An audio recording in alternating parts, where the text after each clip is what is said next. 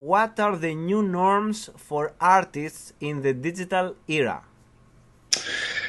Well, the new norms for artists in the digital era.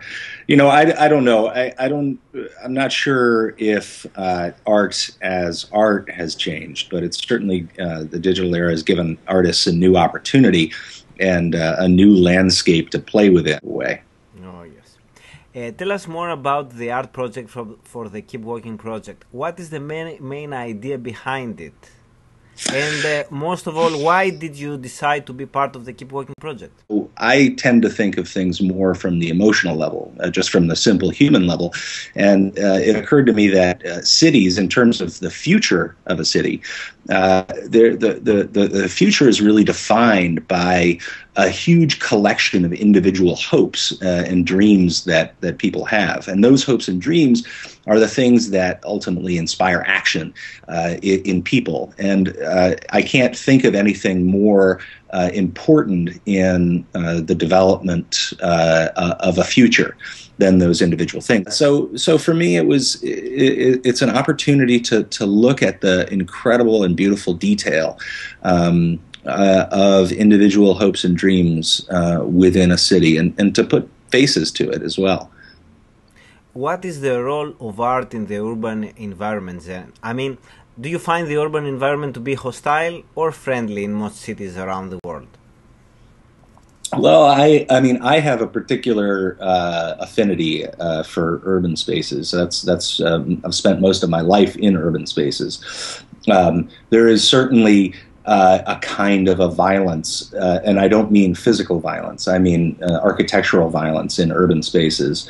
In that, urban spaces tend to be a lot of hard materials surrounding soft people, and and so there is unlike more kind of farmland and forest sort of areas. The integration of humans into the landscape is a little more difficult. I mean, certainly I lived in New York City for a number of years, and it's a difficult place to be.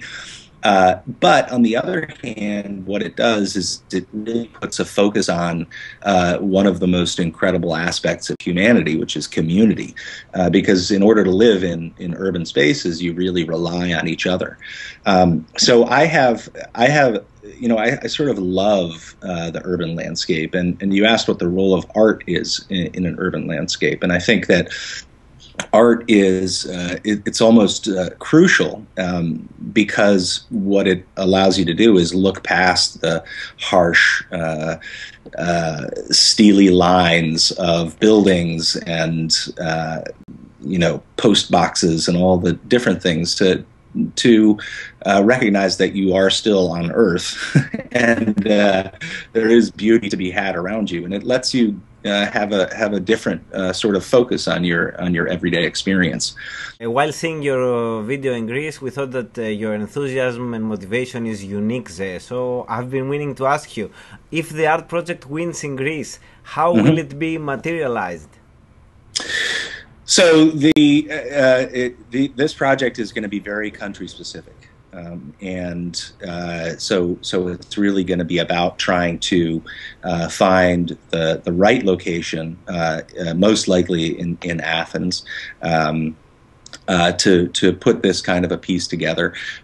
Just to remind you, or anyone who's viewing this, what we're talking about, it's a large collection of photographs that are going to be gathered where people are going to be encouraged to write one thing that they're hopeful for, either about their city. There's going to be a number of different questions that we're going to be considering. And then they're going to be mounted in a way that creates a sort of a collective image.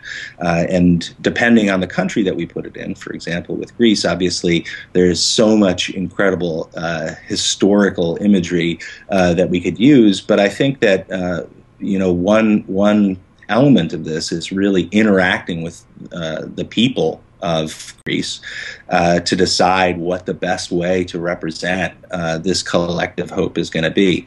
And then those are going to be mounted and put on a public display so that you can browse not only the people that you pass by on the street each day, but what their vision for the future is, either on a very personal level or on a more global or countrywide level.